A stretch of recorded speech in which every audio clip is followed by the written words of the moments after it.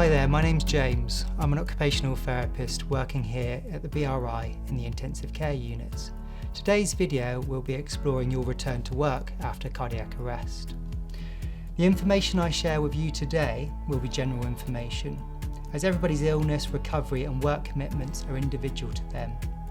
For more specific advice, I will guide you for more resources later on in the presentation. So let's have a look at what we're going to cover today. We will start by looking at what is work and why it's important to us. We will also consider the potential barriers you may be facing when you do return to work. Give you some practical advice about building a phased return, and by the end we'll be exploring some useful resources which might be useful to you.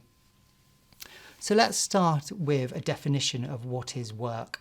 So the Department of Work and Pensions describe work as: not everybody wants to be employed, but almost all people want to work.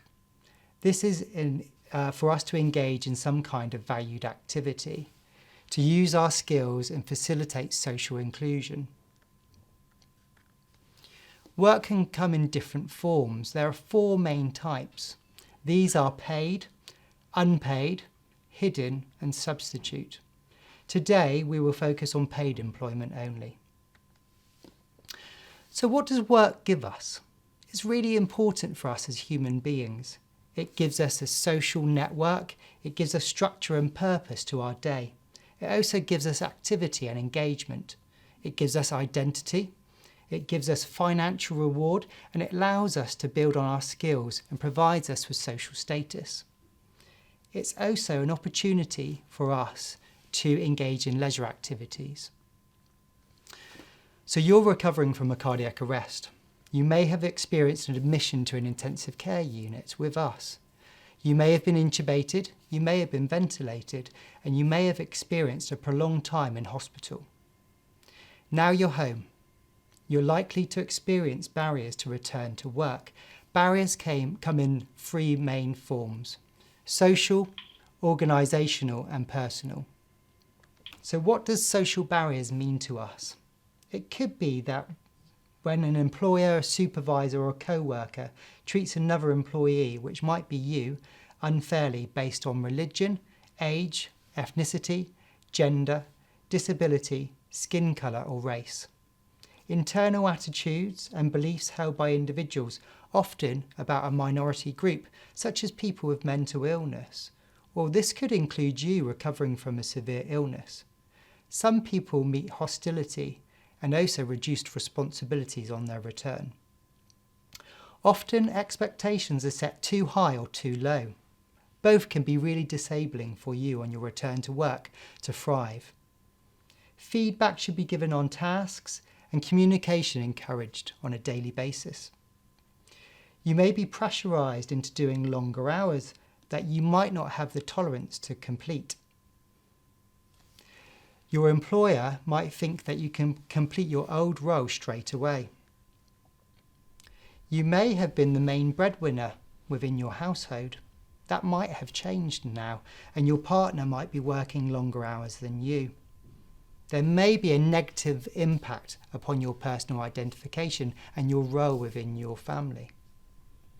Being away from work for some time, you might have lost contact with your work friends, or you might not have the confidence to recontact them now. Okay, if we look at the organisational barriers, it could be that the demands of the job are just too high for you at this time in your recovery. It could be the cost of going to work jeopardise your current benefits, or it might be that your childcare costs are too high in relation to your current earnings. Your access to out-of-hours health support may be very limited to book a slot with your GP or your practice nurse.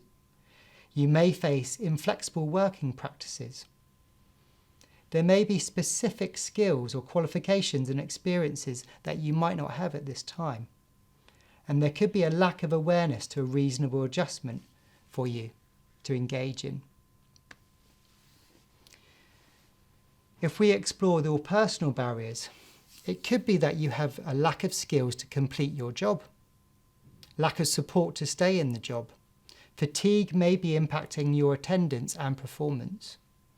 Illness and symptoms could be reducing your activity tolerance, including your concentration. You may have a fear of failure, fear of rejection, or a fear of change. You potentially could have lost trust in your body. Will it let you down again in the future?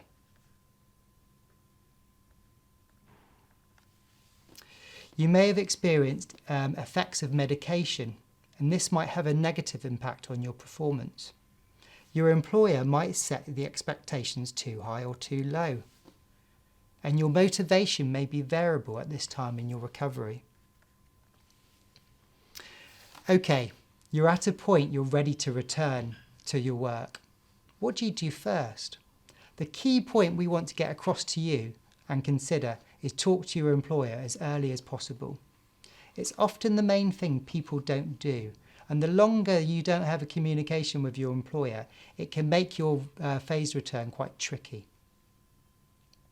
It's really important for you to understand the expectations of your role when you return. Try and highlight any restrictions you may face upon your return. You might have post-operative precautions. You may be experiencing chronic fatigue. You might need adjustments just to stay in your job. Please consider reasonable adjustment. You may require support of your occupational therapist to discuss this with your employer. If you are employed, your employer may have access to an occupational health team. They're there to assess your current needs and support you with your phased return to stay in work. When planning your return to work, think about some of your basic needs. If we consider the physical environment, is there car parking for you? Is the building accessible to you? Where is the location of the toilet? Is there a break room away from your workspace? Is the lighting appropriate for you? Is there a huge noise level which might affect your kind of concentration on your work tasks? Do you need to adapt your layout to avoid fatigue? Can you get support on seating or your positioning just to make sure that you can tolerate working for a full day? If we consider your social environment, it's really wise to review your work policies and procedures. Considering your workplace practice of culture, who your line manager is, and how do they communicate with you? Do you have any support services such as occupational health, just to help you communicate and guide you through this process? Okay, we've talked about a phased return, but what does this actually look like?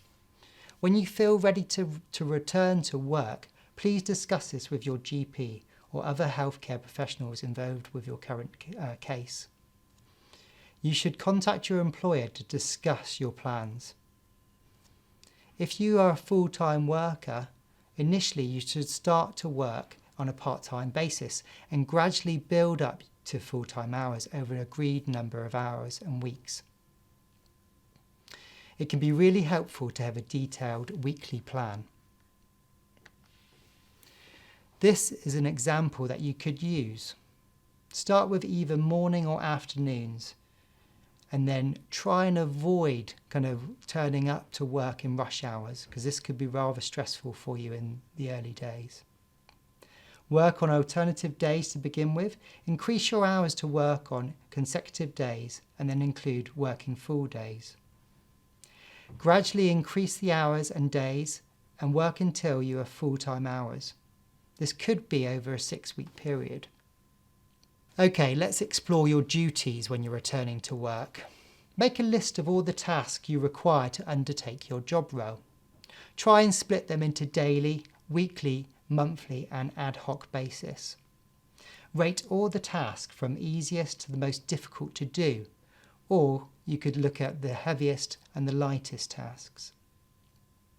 When you first return to work, you should discuss and agree with your employer that initially you should only be doing the lighter duties.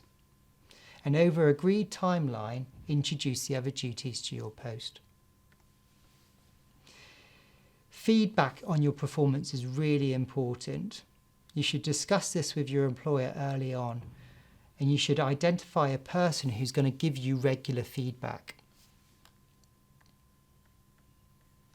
Rest and breaks are as important. You should consider this as an essential option on your return. You should have some level of flexibility with this as well. And you may need additional rest periods on your first few weeks. But not everybody's employed, and not everybody has support to return to work. For those of you who are self-employed or between jobs, it's essential you contact your local Citizens Advice Bureau. To find your local centre, you can search on the website behind me. Or you can simply search on a search engine, Citizens Advice Bureau, and find your local centre. I would advise you contact your local centre as soon as you're discharged from home. They can guide you through the process of applying for support, which may be helpful in your early days with your recovery. Centres can advise you on cost of living, what benefits are available to support you, and help you fill in the forms as well, which is really useful. Support is available in planning repaying debt, advise about housing issues. There's availability on the law, and they also have local links with Macmillan services if this is an issue for you or your loved one. Most centres now have specific services for younger people as well, which might be beneficial for your situation. Your intensive care unit may have access to an occupational therapist at your post-ICU follow-up clinic. Please ask at the clinic if this is available to you. Alternatively, you can contact your GP or your health and social care professional to refer you to your local occupational therapist to support you. If you want to arrange a private assessment at your own convenience, you can do this at the website shown on the screen. If you are experiencing a cognitive change after your cardiac arrest, we would advise you to contact your local Headway team. They can support you with access to extra rehabilitation, support you with applications of benefits and grants if you need it. They can also act as an advocate to support you with your return to work if you need it. The Sudden Cardiac Arrest website is a valuable central resource which might be beneficial for you to look at. The Faculty of Intensive Care Medicine has some really useful videos who can support you with reflecting on your time in intensive care and your ongoing recovery. ICU Steps is a charity created by survivors of critical illness. All their information is jargon-free, and it's written by survivors so they understand what you're going through. So this is really an essential resource which is available for you. I hope this presentation has given you a better insight into helping you return to work. Thank you very much for listening.